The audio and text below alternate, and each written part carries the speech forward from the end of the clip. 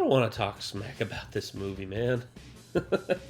There's things that were a bit weird about it when I watched it when I was younger. Because keep in mind, when this came out, I was 16. Oh, by the way, it's been 20 years since this movie came out. That's mind-blowing to me. So, for the past 20 years, the Polar Express has been a beacon of just inspiration for kids and, you know, going to the North Pole, seeing Santa Claus and all that. And we actually went on the Polar Express ride not too long ago. Went on it for a certain someone's birthday, and she had a blast. It was a lot of fun. And I wish she could be with you for this reaction, because I've still never actually watched the Polar Express. You haven't? Heard about it from my mom because she loves it. Okay, so here's the thing about it. The Polar Express is about the belief in Santa Claus, and it basically chronicles this journey that some kids take to the North Pole to have a good time and to meet Santa, and there's... Oh, yes, I've seen that movie. The one with Tim Allen, yes. No, I'm just kidding. Wrong Toy Story lead. It is Tom Hanks. Tom Hanks. Jesus, what's wrong with me? Ugh, I'm having a stroke. So, The Polar Express is a movie... I don't want Kate to watch this because she has too many good memories of it. For real? Huh? So it's Tom Hanks in this? Yes. So the joke was dual folded, and I didn't even mean for it to be. Exactly. That's the thing. Is like it. That's funny. But yeah, Worked out better. Tom Hanks is in this, and he actually plays the majority of like the main characters, including the little boy, which is weird. But here's. I immediately imagine Colin Robinson's face on the little kid's body and What We Do in the Shadows, but it's like Tom Hanks' face on the little kid's body. Oh, God. So, for me, this movie is imaginative. It has a lot of stuff in it that personifies the Christmas spirit. For visuals that are 20 years ago, they still hold up really, really well. And also, it has one of the final performances of Michael Jeter in it, who was one of my favorite character actors ever, who sadly passed away right before this film released, I believe. And, yeah, he... you ever saw The Green Mile? Nah, I never got to see it. Jesus, man. I heard it was good. There's so many movies we need to catch him up on. But I ain't got time.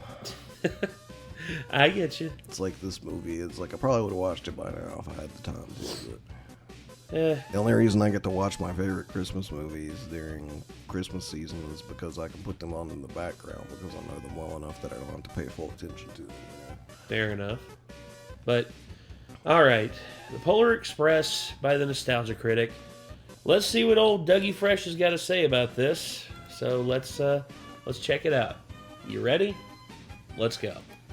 This episode brought to you by DoorDash, the app that brings you food you're craving right now, right to your door. Also brought to you by Chime, Ding. the award-winning app and debit card that can save you money today.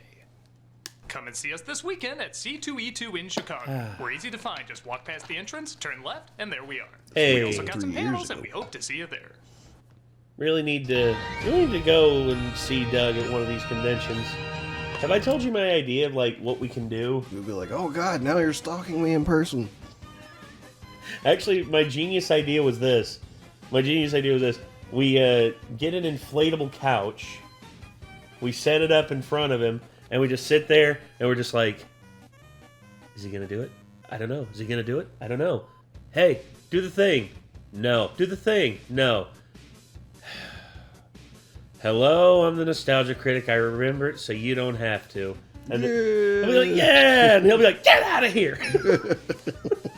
That's my idea, anyway. Doug, if we ever come to a convention where you're at, be prepared. We're bringing the inflatable couch. If you just pulled an uninflated inflatable couch with a bicycle pump out of a backpack and started inflating it, as soon as he realized what he was, he would start losing his shit.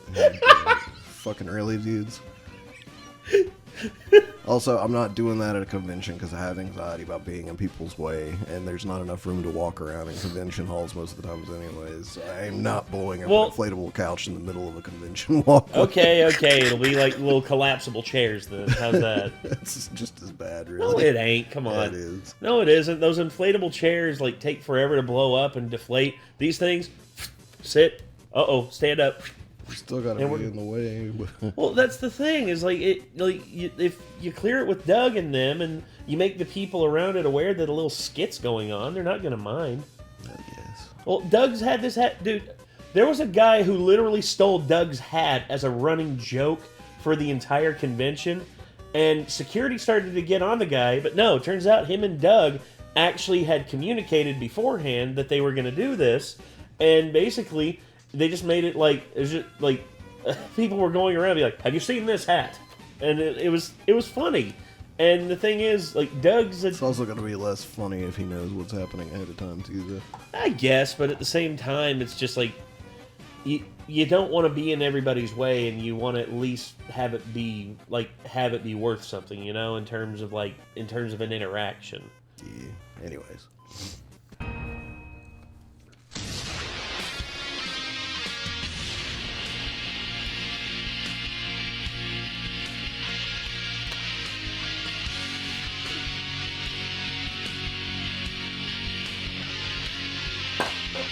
Oh, and there goes my water bottle. Oh well.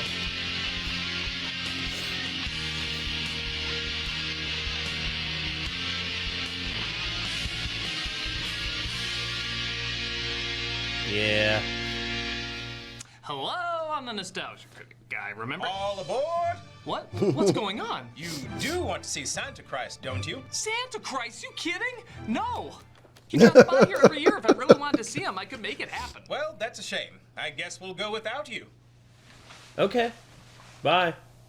A lot of people have mixed feelings about the Polar Express. You're not going to let your curiosity get the best of you. Oh, wait, get the hell out of here. Well, luckily I slipped the editor 50, so... Oh, no. It didn't work. I edit these. All right, you're all the people in the world who are not sure if Santa Christ exists. There's only one other person on the train. Shouldn't it be a crazy high number, like 20? I don't question the magical yet inconsistent choices of the bearded one. Well, could you? Because this kid from certain angles looks a little Uncanny Valley. Oh! Sit back and It's true. That's the thing. This was done with that CG filming technique that in the early 2000s was still quite wonky. I think I remember seeing screenshots from it, and I was just like, yeah, it doesn't really interest me that much because it looks kind of creepy. Yeah, and then there's also the Mandark kid. Yeah, I know the actor's got a name, but yeah, he's Mandark. I don't care what anyone says. That voice I always associate with freaking Mandark, and I always will. enjoy the enchanted journey of... Well, we're here. Yeah, obviously I like creepy things, but only when they're intending to be creepy. Yeah. Wow, the empty place inside of me is filling up. I simply cannot get enough. Yeah, let's get a picture. That's what she said. Whimsical music. And smile charming but awkwardly at each other. Yeah. Oh! What are you reading, kid? Next one. I'm sorry, so what was the point of this? Smile. Music. Awkward finale. Am I facing you? Doesn't matter. Off you go. Wait a minute, that's it? Well, what do you expect? Our source material is a picture book. Pay at the front desk. Remember this enchanted night. It was 3 minutes. I clocked it at 2. I guess when you think about it, adapting a picture book isn't exactly the easiest thing. No, it As isn't. much as I mock movies that do it poorly with dog-ass kissing mom genocide or dirty hose, I do acknowledge I'm still never going to forgive Mike Myers for that one. it is difficult to take a short story for little kids and stretch it out to 90 minutes. That's Then one of the reasons I think don't. films like Where the Wild Things Are, Hugo, and Paddington I pretty much consider flawless masterpieces. Because not only did they doggy. expand on these Yeah. incredibly short stories, but they stay true to the vision and themes of them. And Kiss it, Whoville! you do you. Sorry, but I still like that Grinch movie. It's the best Grinch movie that we've got. live action wise, Yeah, sadly. I was gonna say, besides the original animated. Yeah, the original animated is like it's a Christmas classic. Pretty much 1-to-1. So What? the original animated is it not 1-to-1 to the book? Oh, I thought you meant it was like 1-to-1 to the live action movie. No. I about had a heart attack there for a second. No, the book. To an extent, yeah. They animated a few extra things out to like flesh out the story, but yeah, it was still kept within the zeitgeist or like the wheelhouse of what was going on in the overall story. The Jim Carrey movie, however, Definitely not. No, it's got a bunch of ridiculous things in it. yeah. Maybe that's why, despite its flaws, I have grown a soft spot for Robert Zemeckis' Polar Express.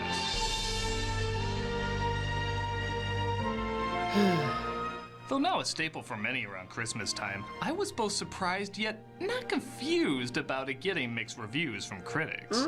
The short of it is, they were distracted by the uncanny valley of the motion capture Yeah. animation and felt it was too forcefully trying to become a Christmas classic. I don't disagree.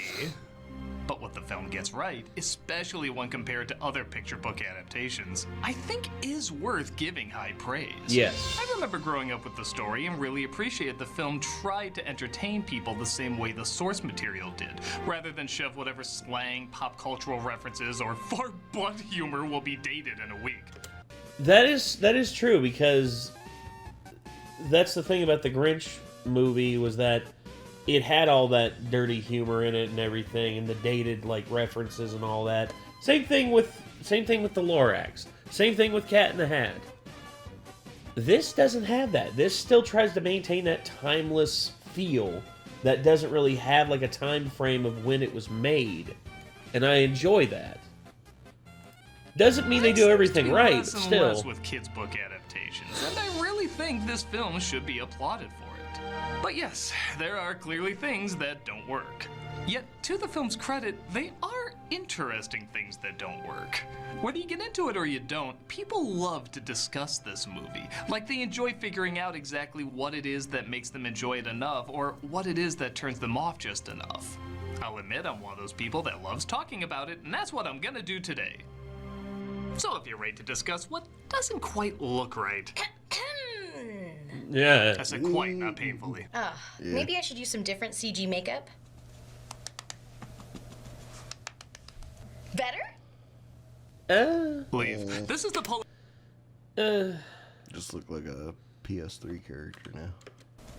Well, that's the main character. Is that the main character from Final Fantasy, The Spirits Within? I think it is.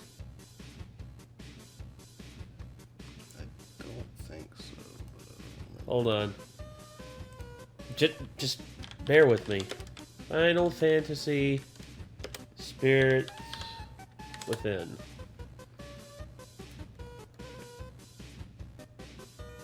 Yeah, it is. Mole over the top lip right there.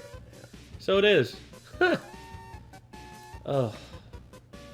I'll admit when that movie came out, I was blown away by how good it looked. But the story made absolutely no goddamn sense. Leave. This is the Polar Express. First off, I want to give this movie credit for having the balls to actually be rated G.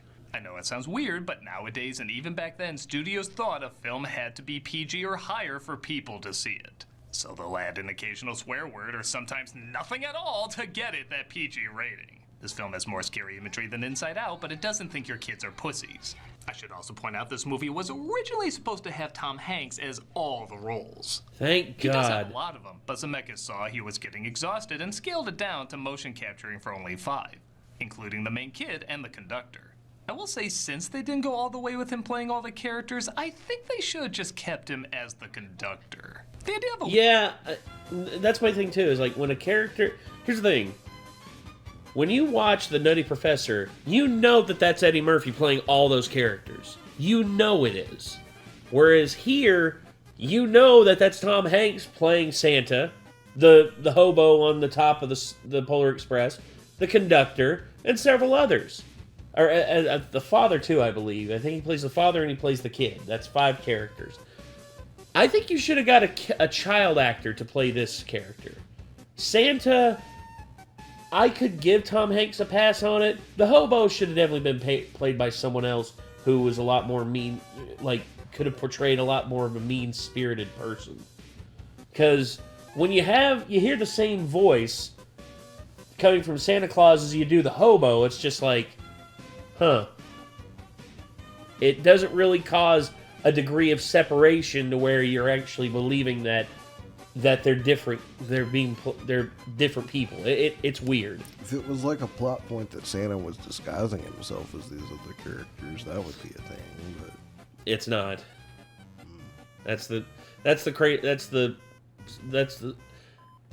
There's things they could have done to make it work.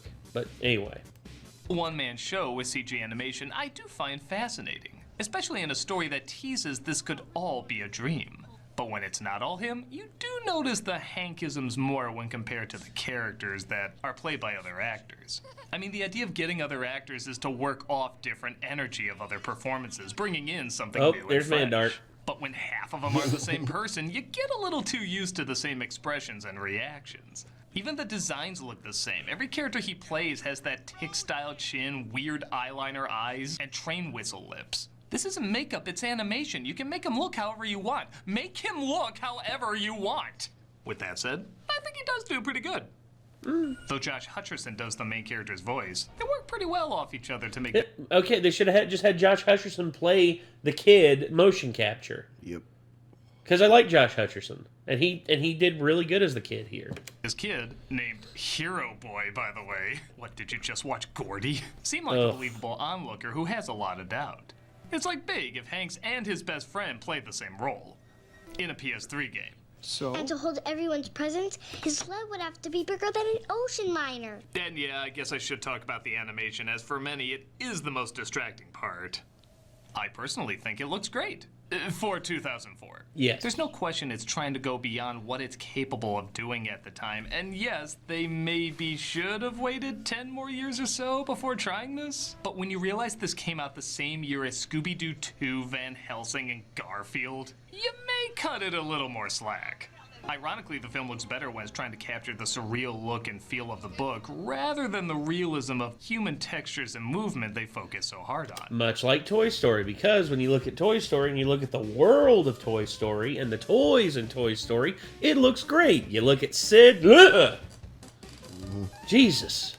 You look at Sid or Andy or any of the other, like, adult, like, humans, they all got the same, like, dead-eye, like old school CG problems.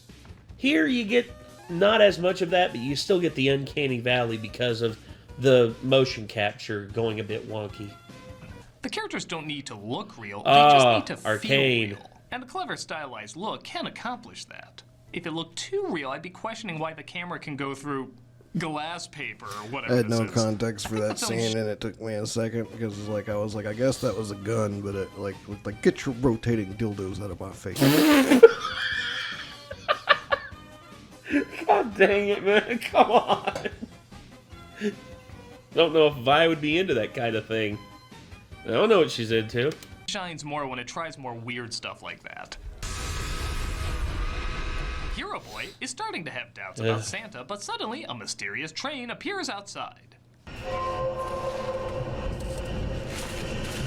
I reckon Stranger we have danger. a 50-50 chance at this. All aboard! Damn it. Yup. Sorry, even in a cartoon, I can't take Hanks' cartoon accent seriously. Every second I'm expecting him to go, Knock, knock. Go fuck yourself. Either that or pretty funny. yeah, either that or the hokey ass Cockney accent that he did in what was it? It was that movie he was in with Halle Berry. It was like it took place throughout different Atlas. No, not Atlas. Damn it, I can't remember. The only two Halle Berry movies I can think of are Catwoman and Gothica. So. I can think of quite a few, but I get you. he says because of the kid's doubt, he's taking him to see Santa along with a bunch of other children. Yay, we're being kidnapped! He discovers a girl named, how's this for original, Hero Girl? These sound like temp names for a Robert Rodriguez kids movie. Okay, here's the thing. I don't understand why they couldn't just name them, like, for instance, the kid could be called Chris. You know why? Because that's the name of the author of the book. Just call him Chris. Just call him Chris or Christopher. Because, to me, I think that would be a good allusion to, like, the writing of the book.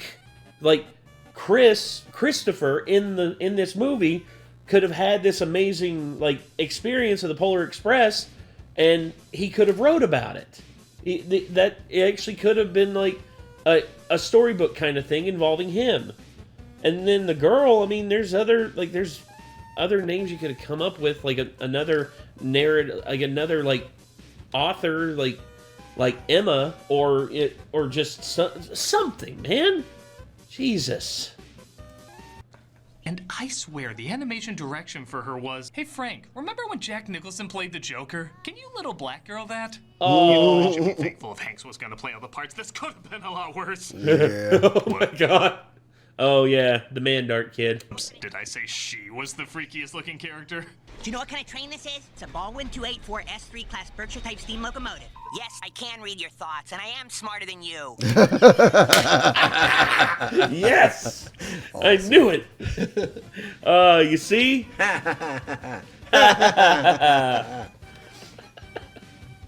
Cross that off the list. I wasn't gonna kill you, Doug. Hell, I made the reference already.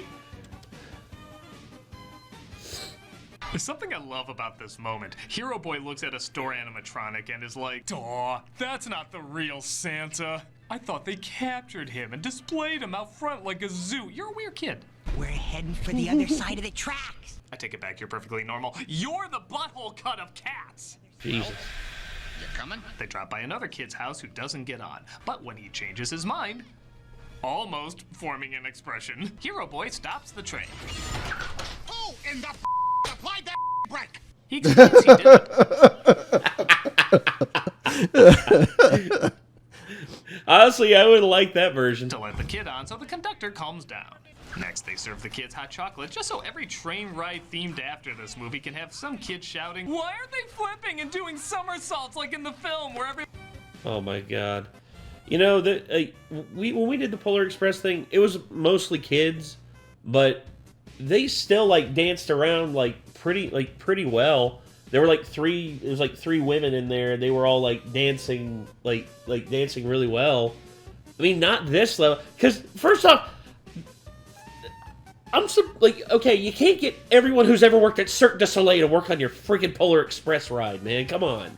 Everybody looks like Superman. Not only that, but it's extremely dangerous to be doing flips and stuff like that with a scalding hot beverage in your hand. Especially in an enclosed space where you could literally splash it on, like, young children and babies and stuff like that. Congratulations. You just gave a baby third-degree burns because you wanted some Cirque du Soleil bullshit in your friggin' Polar Express ride. Good job! You go with that. It's for him. Hero Girl tries to sneak hot chocolate to the kid in the back, but in doing so, she loses her ticket. It Forrest Gump feathers out the window, and it should be mentioned this film was clearly shot for 3D and IMAX, and to its credit, it looked really good in 3D and IMAX. Yes, it did. A lot of movies during that I time watched looked it like with the my 3D little was sisters. added I watched it with my dad and my stepmom and my two little sisters. It was amazing in 3D. Last minute, but this one not only looked like a lot of time was spent on it, but they went out of their way to make this a spectacle movie. Even if it's not as impressive on the small screen, the colors and backgrounds are still jaw-dropping, leading to some imaginative and beautiful landscapes, which is what CG really shined in at the time. In a strange way, the only thing to distract from the beauty usually scenes like this, I would be like, man, this is so pointless. Why are they showing all of this? Like, and it's like, oh, because it was made for 3D and it would have looked cool in 3D, but it's just pointless and something that's not there. But this still looks really cool. Oh yeah, I think in terms of environment building, in terms of like showing how big and vast this environment is, and just how tiny the train is in it, setting the scene of where the train is currently as well. Yeah. The Polar Express is what happens on the Polar Express. She didn't lose her ticket. I did. You can have my ticket. These are not transferable. One of the pros and cons to Hanks as the conductor is it always looks like he's about to shank someone in a scene.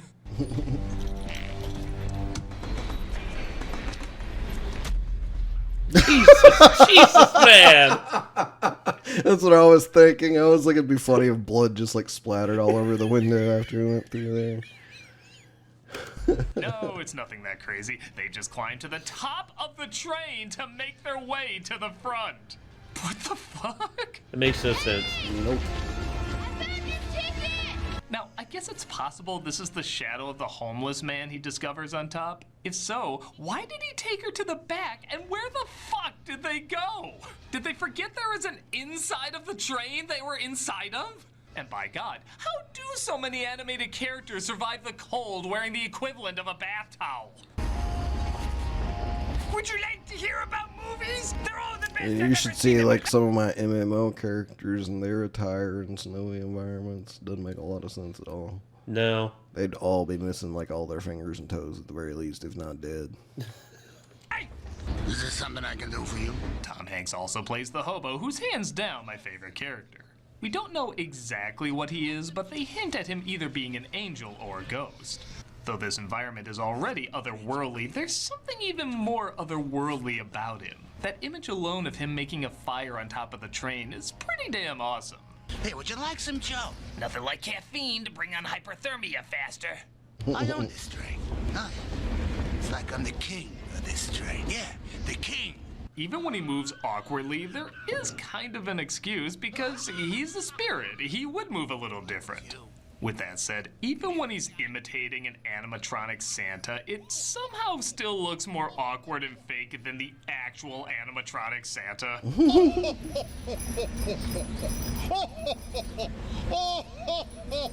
Screw the fireplace. He needs to stop doing this motion right here. That doesn't look right at all. No, it doesn't. Especially with the O face. Oh. Oh. Jesus Christ. Be around Christmas time. A lot of the film is Santa's getting freaky with faith, Mrs. Claus. not necessarily God or a religion, but really about anything important. I do like it isn't just a bland follow your dreams message as much as sometimes it's hard to know what to believe and there's going to be a lot of trial and error. Like they're saying, there are good times where you need to be skeptical. I want to believe, but You don't want to be bamboozled, caught, or duped, hoodwinked. You don't want to be taken for a ride, railroaded. I used to watch cable news too. I know the feeling. Oh my Even the gosh. message of seeing is believing is almost contradicted with the most real things are the ones we can't see. Seeing is believing. The most real things in the world are the things we can't see. There are layers to the message they're getting across. Not tons, but it's like Fred Mertz's cake. They're all in there. So the thing is, I find myself agreeing with both sides to a certain degree because, you know, seeing is believing, and yeah, you know, if you see something, you believe in it. But there's also things that are completely out of our scope of realm and reason that we are completely unaware of, that we're probably always going to be unaware of, that we can have faith in if we wish to. And that's the thing, and it's basically the pessimist and the optimist. Like, the conductor is more the optimist, whereas the hobo is more the pessimist. And having both of those, and that's part of life. You know, you're going to have things that you're more pessimistic about and things that you're more optimistic about. And the important thing is just realize you're not alone. Everyone else in life goes through those. And it's okay. We gotta jump them knuckles. They have to get to the front of the train before the tunnel hits, so he uses a pair of ghost skis. I don't know, to get down there.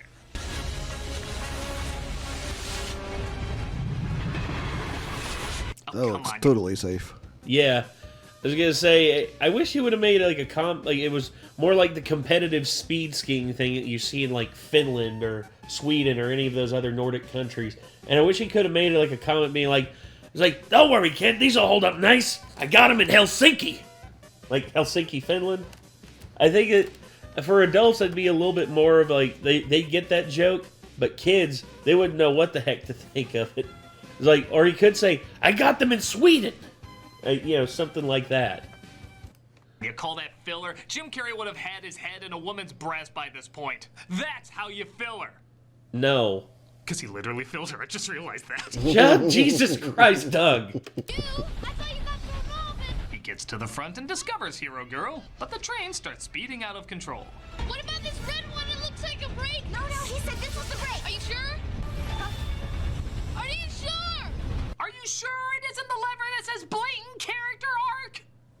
The train continues to speed on the world's unsafest track, and it pretty much becomes a VR roller coaster. We're dropping faster than a presidential approval rating! It then slips onto the ice, and again, this can all be seen as filler, but it is a lot of fun. What more character do I need from these people? I got it. Go ahead and give me the stuff that CG is best at. Action and attempts to destroy Disney. Once they literally get back on track, all the children inside are presumed dead, and the conductor talks about a strange time when someone saved him from falling over. Someone saved you? Or something. An angel. Maybe. Nah, that's bullshit. Now let's go see Santa Claus. Mind your steps now. They're brought into a car that's filled with all sorts of forgotten toys. What are they doing here? It's a new concept the boss came up with. He calls it Toyture. Wait till you see what he has in mind for the one based on me. Oh, wow. Speaking of which, I think this puppet is giving someone a Woody. Stop it. I know what you are. You're a doubter! A doubter you don't believe! You're a doubter! Still less scary than when Zemeckis had Jim Carrey do it. Yeah. By the way, that's the same animation say that did that or did this and the Christmas Carol movie with Jim Carrey.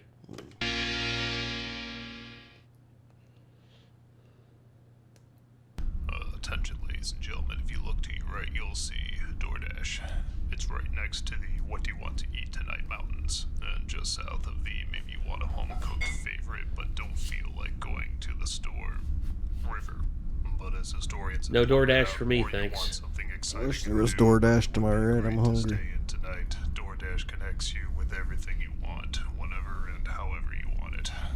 Those wacky historians, our flight attendants, are coming to your seats now to get you what you want to eat right now and right to your door with DoorDash. Yeah, me neither. Along with the restaurants Like, you love, you can now get groceries. if I only had to tip my driver, that would be one thing, but they add like another like $7 worth of fees to whatever you order. It's absurd. Yeah. Sponsorship joke we're doing. Craving late night ice cream? Forget that one key ingredient for dinner, or maybe you just need to stock up for the week. With DoorDash, get everything in one app. With over 300,000 partners, you can I prefer to use the Sam's Club app because where I'm part of my mom's plan, I basically get deliveries for free, and the only thing I do have to do is tip the driver, which I usually give them like a 10 to 20% tip, and it's pretty good. It's pretty nice. Go-tos or choose from your favorite national restaurants like Popeyes, Chipotle, and Cheesecake Factory. Ordering is easy, and your items will be left safely outside your door when you choose contactless delivery drop-off. For a limited time, our listeners can get 25% off and zero delivery fees on their first order of $15 or more when you download the DoorDash app and enter the code Nostalgia2021. That's 25% off and up to $10 value and zero delivery fees on your first order when you download the DoorDash app in the App Store and enter the code Nostalgia2021. Don't forget, that's code Nostalgia2021 for 25% off your first order with DoorDash, subject to change. Something tells me that code probably doesn't still work. Stewardesses will also be serving you Probably not. a healthy dose of Chime.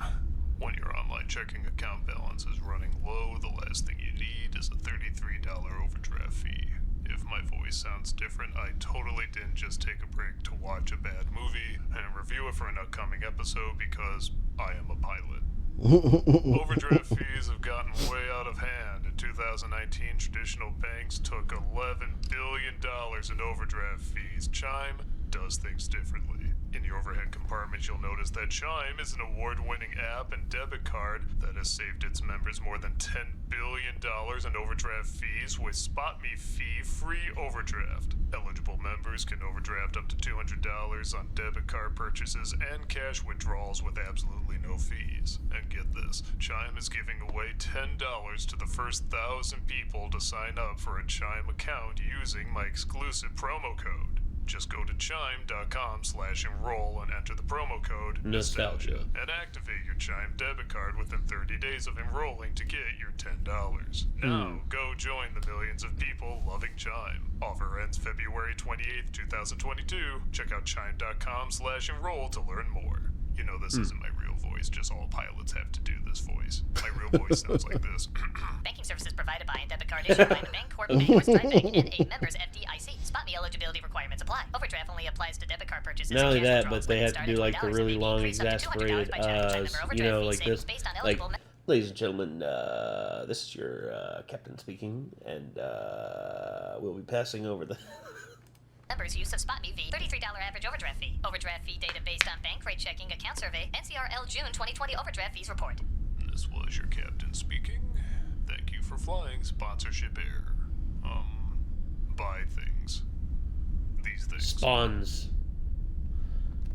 I'm gonna say, outside of Internet Historian and Cadicarus, I think Doug puts the most effort into his sponsorship roles. Why not suddenly make this a musical? The best time of the year when everyone comes home. Now I know what you're thinking. What? They had that song earlier.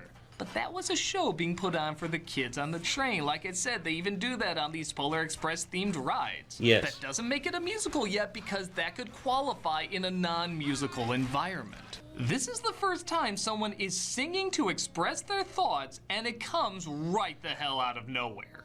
It'd be like Bruce Wayne singing halfway through Batman Begins because they went to an opera earlier. It doesn't count and it'd be distracting as fuck. And all the dreams of children, once lost, will all be found. If Hanks is in it, I'm just assuming you were looking for an Oscar already. It also doesn't help that Probably. it's not a very good song. It's No, not awful, it but isn't. it's cheesy as hell and feels like they're trying to plant it as a song you'll sing with other Christmas carols. It's shoehorned in so bad, dude. It's one of the worst parts of the film. And I hate it because it's literally the kids imagining stuff in the Aurora Borealis, which is literally like... It's so imaginative, but the song is so crap. The best you'll get is children's recitals, and that's because kids kinda remember the notes when they fall asleep during this song.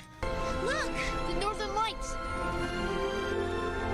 Wow! We literally just saw reindeer and presents in the sky like God's Etch-a-Sketch. But this is the moment that impresses us, I guess. What's stranger than everyone singing 45 minutes into the movie? Everyone singing another song immediately after.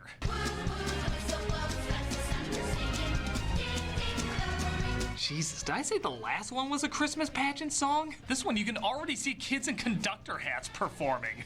And you know, for all that build-up, the North Pole's kind of boring. Yeah. It is neat that it's based around the Pullman factory from Chicago. But I'm sorry, this is a lame-ass place to see Santa. It's so lifeless. This isn't where the elves work, this is where they're imprisoned. Even the music playing makes me think there's gonna be a character from BioShock around the corner. Ah. The last kid on the pickup doesn't want to see Santa, though, so Hero Boy and Hero Girl. Those names are so dumb. Try Chris and Emma. That's what you should call them, damn it. to convince him. But Christmas is such a wonderful, beautiful time. It's a time for giving and being thankful for friends and family. And peer pressure. Christmas is about peer pressure. You saw what happened to Starbucks when they didn't change their cups. Oh my god. Hero Boy accidentally disconnects them because he wants to turn this into an Australian train PSA. And they end up inside one of the factories. You put them on a check twice list for next year. All right, boys, let's shut it down, all right? That's it for this year. Come on. Joe Pesci's finest performance.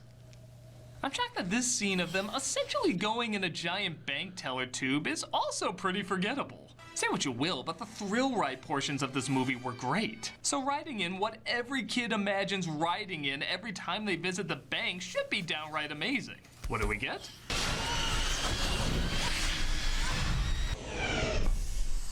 It's like going down McDonald's playground slide while watching 2001 on your phone. All right. They accidentally end up in Santa's sack. Good night, everybody. And discover Wasn't the much of Kinky anything. Yeah. If anything, I would have pulled the camera back and like showed them like in the glass tube, like looking over Santa's factory and the elves like putting stuff together and like final prep for the sleigh or for like loading the sleigh. Something, man. It has followed them, which How the hell did he do that without being seen? How could you miss anything about this kid? I want to make sure I'm getting everything on my list. All I found was one present, and all I had was a bunch of stupid underwear. Is Mother not regretting holing condom on your list? To get the bag to the town square, and yeah, most of this is stuff in the movie you really could have cut. The bag is too low, so they get more altitude. The star is knocked over. Some elves save it. The kid doesn't trust the elf with his present. The elf does everything to convince him not to trust him with the present. It's in good hands. Trust me. You say I would have had the elves be a little bit more endearing. Yeah, it's like, why are you so sketchy? Like, it's in good hands. Trust me. It was more like, trust me. Exactly. Whereas instead of being like that, it could have been like, dude, if we were playing Dungeons and Dragons and I had a guy being like, don't worry, it's in good hands. Trust me. Like, would you guys trust that guy? I'd want to investigate. Can I roll for investigation? Insight. Or can I roll for insight? Yes. Nat 20. It's like, oh. He's clearly going to take whatever you give him and never be seen again. I then proceed to take out my sword and thonk him on top of the head and knock him out cold. But I would have had the elves be like, hey, it's okay. Don't worry. When you wake up tomorrow morning for Christmas, it'll be right there under the tree. I promise. Something more endearing than that. Sheesh. See, we make one of those every year for you just to destroy it. Why? Because we can. Honestly, everything from when they arrive to when they meet Santa could have been majorly trimmed or completely cut, and you still would have met the theatrical runtime and missed nothing. Apart from the Christmas Story kid sounding more like a duck fucking a goose. We got plenty of time. We got nothing but time. We got time to kill. Imagine if Laffy Girl listened to a compilation of him instead of her laid-back music. And then we were on what looked like a frozen lake, but I know it was just an What did you call it, just Doug? say Laffy? We got nothing but time. We got time to kill. Imagine if Laffy Girl listened to a compilation of... Doug. It's lo-fi. Lo-fi. Not Laffy.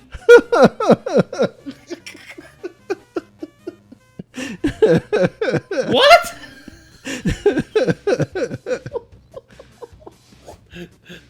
It's like when he first said it, I was like, who? And then he shows her, and it's like, wait. What? Wait, huh? I was confused by it too. I was like, Laffy Girl. Who's Laffy Girl? Lo-fi. Then he shows Lo-fi her. hip-hop. God. Of him instead of her laid-back Yeah, it is. music. And then we were on what looked like a frozen lake, but I know it was just an optical illusion caused by moonlight and atmosphere. Because you can't put a train track... God dang, dude, that's dark. Santa finally arrives. Hero Boy is dismayed that he can't hear the beautiful sounds the sleigh bells make. He finally admits he believes and can suddenly hear them. Just as one of the creepier Santa Clauses in film shows up. Yeah. What was that you said? I said, Oh crap! He's like Professor Snape. Yeah. Just imagine Alan Rickman as freaking Santa Claus. He'd be like, hello there. Are you not a believer in Santa Claus? Someone's making the naughty list this year. Making the naughty list permanently. Mr. Potter, Miss Granger, Mr. Weasley, you've all made the naughty list. And therefore, instead of Christmas gifts, you'll instead get coal for your troubles. Let's have this young fellow right here. Santa picks Hero Boy to be the first child to be given a present, and the elves are hoping it's a wheelchair because I guess they think he can't walk. What would you like for Christmas? Oh, that won't be legal until... That will never be legal. The first gift of Christmas! Hero Boy asks for the sleigh bell, and no, I don't know why that needed to be whispered. He was just gonna announce it anyway. And Santa finally rides off into the night. Back to the Future, anybody? Also, this was directed by Robert Zemeckis, so yeah, it's forgivable. There was actually someone who said, it's so stupid. They just do the same thing that they did in Back to the Future Part 2. And I'm like, it's directed by Bob Zemeckis, the same guy who directed the Back to the Future trilogy. Shut your mouth. Jesus. That wasn't supposed to happen, folks. Oh, God. It's like the Challenger explosion. Well, best get started on the funeral. Why does his blood smell like candy canes? Damn. It's funny. For as hard as Zemeckis tried to make this timeless, it's like he said, let me have one painfully dated thing in it. Even though this isn't a Weinstein production, I still feel like they stepped in for that joke. The elves all dance with completely blank faces, but when Hero Boy gets to the train, he discovers the silver bell is gone, falling through a hole in his pocket. Ha! You should have asked for a new robe for Christmas, dumbass! Gee, that's really too bad. Really? If I could clone you so I could repeatedly kill you, I wouldn't, because temporarily that would mean there'd be more than one of you, but I would think about it very closely. For hours. The children are dropped off back home where they'll wait for their presents to be delivered. It doesn't matter where they're going. What matters is deciding to get on. So remember, kids, when a stranger asks you in the middle of the night to go with them to see Santa Claus, do it. You'll have no regrets whatsoever. Wake up! Santa's been here! Santa's been here! The next morning, Hero Boy opens all his gifts and sees a special one from Santa. It's a lump of coal. It says, thanks for dropping my bell, ass biscuit. No, it's the silver bell he dropped in the sleigh. But only the children I just seem have to hear trouble its believing any kid would ever just ask for a bell for Christmas. I don't know. beautiful sounds. Broken. Huh. Sorry about that, sport. Teacher says every time a bell rings, a 3D animator cries looking back years later. Ouch. Now that was the Polar Express. Awkwardly flawed, but I do find myself warming up to it more and more. When it came out, I guess I was more critical of it, and yes, all the problems people point out are true. But after so many lesser cheap adaptations of kids' films, I really do admire this one tried to pull as much from the book as possible. It was trying to be timeless, innovative, and memorable. And for 2004, I think it did succeed. The errors are very obvious, though, in terms of the awkward facial expressions, which CG has gotten a lot better at. So if someone just can't get into it because of the uncomfortable faces, I understand. That's where you can get the majority of emotions from. For me, though, it isn't just the faces. It's the backgrounds, it's the themes, it's the spectacle. atmosphere and environment. That speaks to me just as much. And while those two aren't perfect, I still leave feeling maybe not whimsically enchanted, but comfortably entertained. I still get that nice, snug feeling you associate with Christmas while watching it. Like someone made a really well thought out production of some sort of Christmas play, but it was done with weirdly carved marionette puppets. Yes, that's distracting, but you still feel the effort. It may not be a masterpiece, but whether you're a fan or not, it's definitely an experience either way. Okay, Critic, I tried less makeup. How's this look? Oh, God, no. No. Get it off the screen. Get it off the screen. I don't know where you live, but move further away. That's a good one.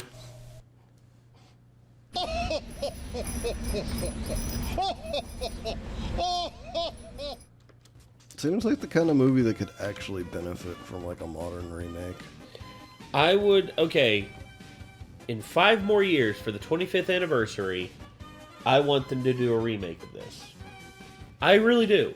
And here's the thing, it's because there's so much good here.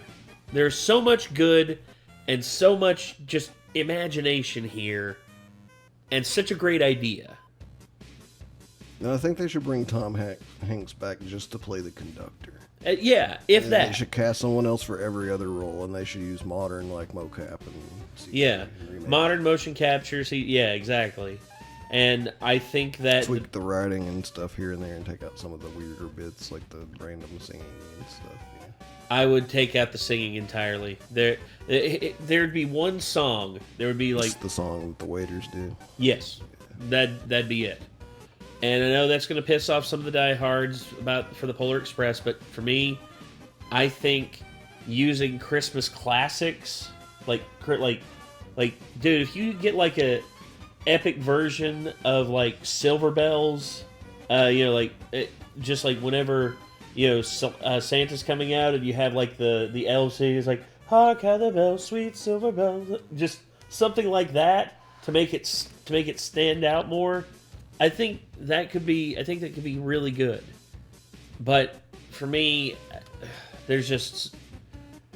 I give this film like a 7 out of 10 because of the imagination, the whimsy, the environments, like Doug was saying. The really biggest detractor is the part that ties most people into films, and that is the actors. The actors are the anchor for the human experience because you place yourself in the shoes of the performers in the play, or in the play or the movie or the animation. And for me here, where the majority of the main characters are played by Tom Hanks, it's just like, it's distracting. It's distracting. Have him come back for the conductor, yes, like you were saying.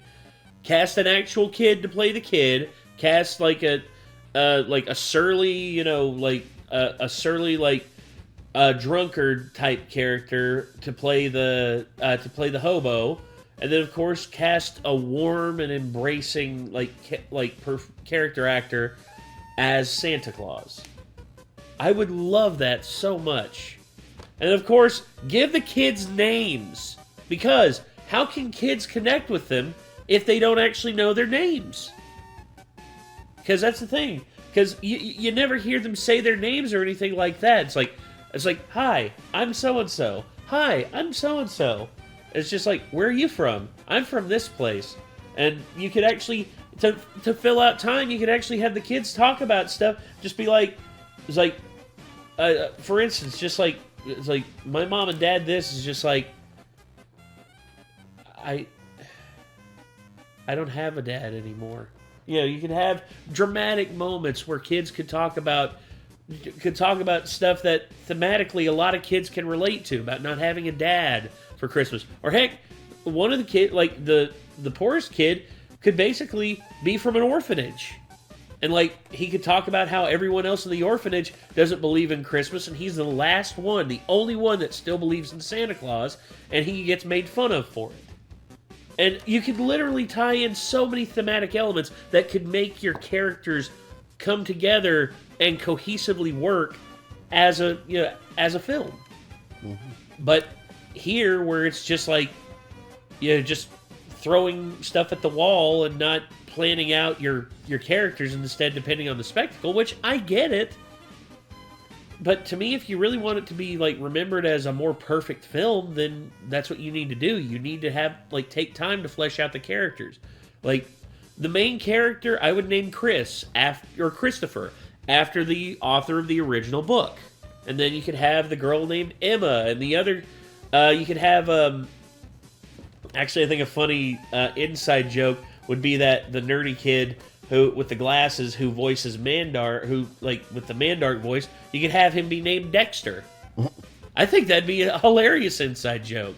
I was thinking he was just the obvious Eugene character. Eugene could be a good name for him as a certain nerdy character. And then of course the other kid, you could have him be named let's see. Would be a good Oliver or Ollie, as in a reference to Oliver Twist, who's an orphan. Basically, you could do parallels in literature to where it could work, but tell you what, you could have him be named Ray or Raymond after Ray Bradbury, the dorky kid. He could have him be named Ray Bradbury, after Ray Bradbury. That's what I would do. Finally, you can have Tim Allen play Santa Claus. Actually, that would be a good inside joke too. Toy Story guys. That'd be a good inside joke too. And the guy playing Santa Claus is from the Santa Claus. Exactly. It could work so well. I like that. That's a good one, dude. Anyway, So I think that's going to do it, everybody. So that was The Polar Express by the Nostalgia Critic. Hopefully y'all enjoyed. And if you want to see more from the Nostalgia Critic, feel free to click the link in the description. And, of course, be sure to check out more from us by hitting that subscribe button and ringing that bell. And until next time, I'm Nate. I am Nick. Y'all be good people. Take care. Peace.